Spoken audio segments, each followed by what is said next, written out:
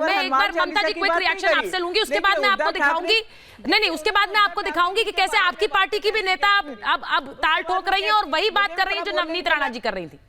मैं एक बार आती हूँ ममता जी वो कह रही है कि मुद्दे को डाइवर्ट करें, राष्ट्रपति शासन लगाना चाह रहे हैं। देखिए सुचरिता जी, सबसे पहली बात मैं याद दिला देना चाहती हूँ आज पूरे भारतवर्ष को कि ये वही महाराष्ट्र की सरकार है जिसने पालघर में संत महाराजाओं की जब लिंचिंग हुई थी, तब जो जेल के अंदर अब इनके गृह मंत्री बैठे, उन्होंने उनका बच्चा चोर बुलाया था और पालघर के जो संत महाराजाओं के मारने वाले हत्यारे हैं वो घूम रहे हैं। लेकिन हनुमान चालीसा पढ़ने पर महाराष्ट्र की ही एक एमपी, मैडम चुप हो जाइए, madam please keep quiet now, let me speak when you were, जब आप बात कर रही थी मैं चुप थी। ये अराजकता आप एनसीपी में दिखाइए, शरद पवार जी को दिखाइए, मुझे मत दिखाइए, नेशनल टेलीविजन पर मत दिखाइए।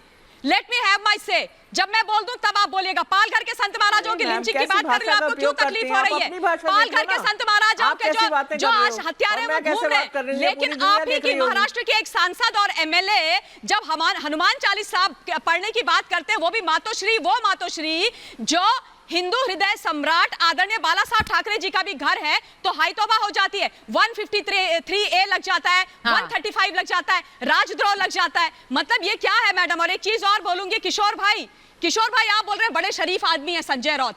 मैं कहती हूँ कि संजय राउत जी जैसे व्यक्ति को इस देश के अंदर लॉ मेकर होने का कोई हक नहीं है। अच्छा, 20 फीट जमीन के नीचे गाड़ देंगे। अगर मातोश्री की तरफ देखोगे तो अपने अंतिम संस्कार का क्रियाक्रम का सामान तैयार कर लो। आक्रामक हो जाएंगे शिव सैनिक, ये शब्दावली होती है लॉ मेकर की, राज्यसभा के सांसद की, और आप उनको बिचारे बोल रहे हैं, डिफेंड कर रहे हैं। मैं एक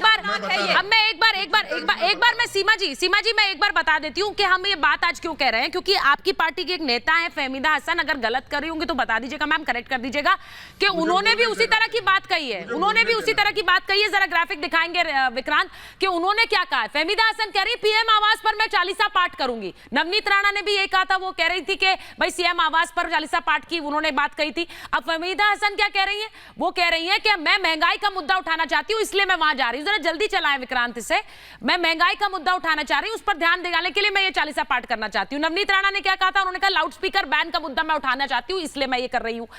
उसी के लिए वो आगे जा रही थी चालीसा पाठ पढ़ने। अब यहां पर देवेंद्र फडणवीस ने क्या कहा? देवेंद्र फडणवीस ने फहमीदा हसन को कहा कि आइए साथ मिलकर पाठ करते हैं। लेकिन नवनीत राणा के साथ क्या हुआ? जेल में बंद, राजद्रोह का केस दर्ज हो गया। अब मैं ये पूछ रही हूं कि यही बात फहमीदा हसन कह रही, वो भी पाठ पढ़ना चाहती। फहमीदा हसन जुड़ गई हमारे साथ इस वक्त, फहमीदा हसन हमारे साथ जुड़ गई। मैं उनके पास एक बार जा रही हूं। फहमीदा जी, यही बात नवनीत राणा कह रही थी, वो मुख्यमंत्री के घर के बाहर जाना चाहती थी, वो पाठ पढ़ना चाहती थी, उन पर तो केस दर्ज हो गया, राजद्रोह का केस दर्ज हो गया, जेल में है वो।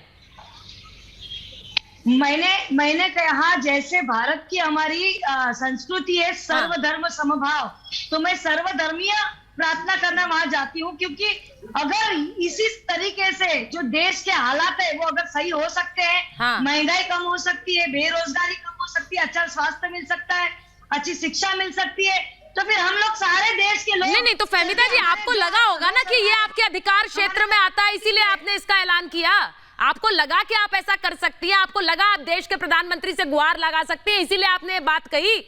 तो नवनीत राणा ने क्या गलत किया? तो उन्हें लगा वो अपने राज्य के मुख्यमंत्री से वही गुहार लगा सकती हैं, वो उस मुद्दे पर बात कर सकती है। उन्होंने क्या गलत किया कि वो जेल में आज?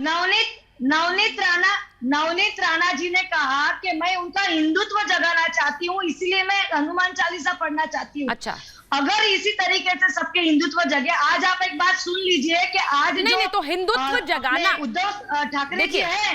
नहीं फहमीदा जी, मैं डिफेंस काउंसिल नहीं हूं नवनीत राणा के लिए, मैं पहले बता दूं, लेकिन अगर हिंदुत्व जगाने की बात वो कर रही है तो गलत क्या कर रही है?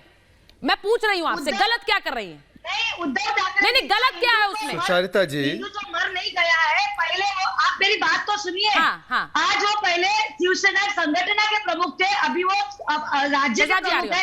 एक राज्य में सारी जाति के लोग रहते हैं, तो सारी जाति के जब लोग रहते हैं तो सबके हित में जो फैसला होता है वो उनके लेना पड़ता है। तो बोलते हैं कि उनका हिंदुत्व खत्म हो गया, ये कैसी बात चल रही है? तो